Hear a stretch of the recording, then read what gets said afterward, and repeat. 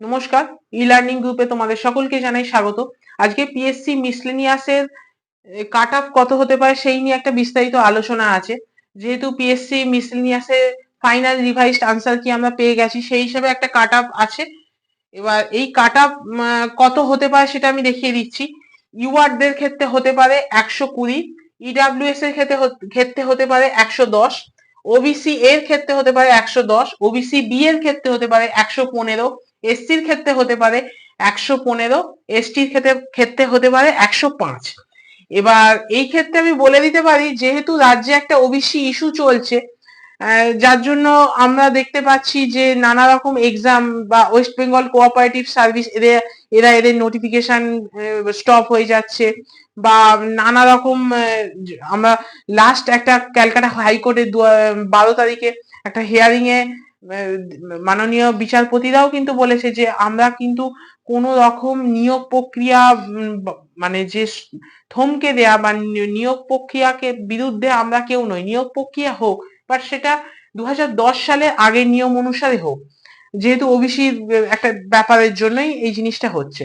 But আমাদের judicial সিস্টেমের যেখানে কোনো রকম আপত্তি নেই, রাজ্য সেখানে বন্ধ করে রেখেছে, যেহেতু সুপ্রিম কোর্টে একটা মামলাও চলছে। এবং আমরা দেখেছি লাস্ট 18 তারিখে যে হিয়ারিংটা সুপ্রিম কোর্টে হয়েছে ওবিসি কেসে, সেখানে মাননীয় কপিল সিব্বল মহাশয় কিন্তু একটা ডেট চেয়েছে সুপ্রিম কোর্ট থেকে যে আমাদের 3 থেকে 4 মাস সময় লাগবে, কারণ ওবিসি সমীক্ষা, ওবিসি সার্ভের জন্য।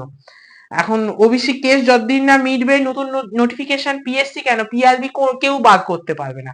বাট পিএসসি যে লাস্ট ডেপুটেশন দেওয়া হয়েছিল ডাব্লিউবিপিএসসি অ্যান্টি কারাপশন স্টুডেন্ট ইউনিটির পক্ষ থেকে, সেখানে কিন্তু মাননীয় যিনি পিএসসি চেয়ারম্যান স্যার আছেন, তারা কিন্তু এই কথা বলেছিল যে আমাদের অনগোয়িং প্রসেসে ওই ওবিসি ইস্যুর জন্য কোনো প্রভাব পড়বে না, যার জন্য আমরা আশা রাখতে পারি যে পিএসসি মিসলেনিয়াসে আনসার যে রেজাল্ট পাবলিশ হয়ে যাবে।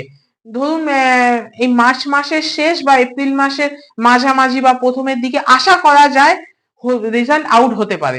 এবার অনেকে ভাবছে যে ওবিসির জন্য তাহলে কি হবে।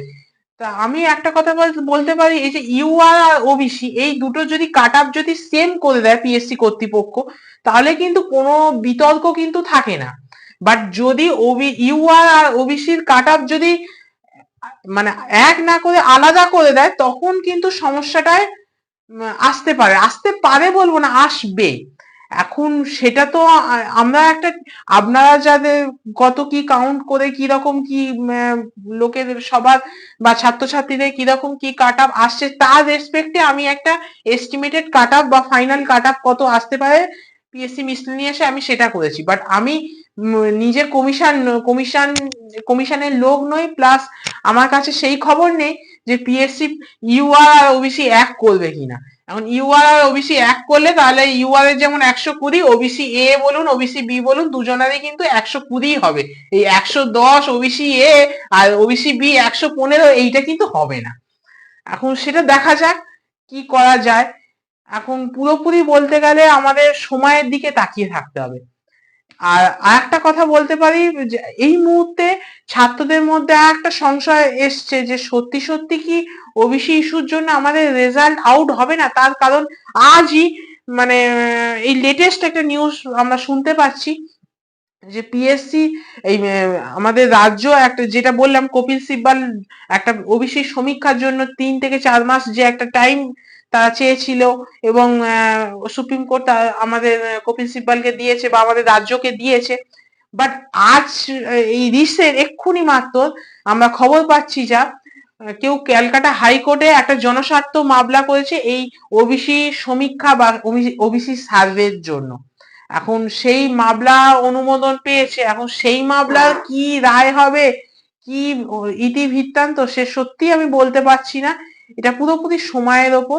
বাট আমরা পিএসসি মিসলেনিয়াসে কিরকম কাট অফ হতে পারে এস্টিমেটেড বলেও দিয়েছি। ইউআর হলে এই, আর ইউআর আর ওবিসি আলাদা করেও দেখিয়েছি।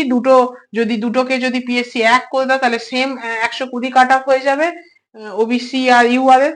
এখন সেটা দেখা যাক ভবিষ্যতে কি হয়, আর ভবিষ্যতে কি স্টেপ নিতে চলেছে। যদি আমরা দেখি 1 থেকে 2 মাসের মধ্যে কোনো রেজাল্ট আসছে না পিএসসি মিসলেনিয়াসে, তখন আবার যদি কোনো deputation WBPSC anti corruption student unity থেকে নেয়, তখন আমি আপনাদের সেই আপডেটের মাধ্যমে আমি জানিয়ে দেব।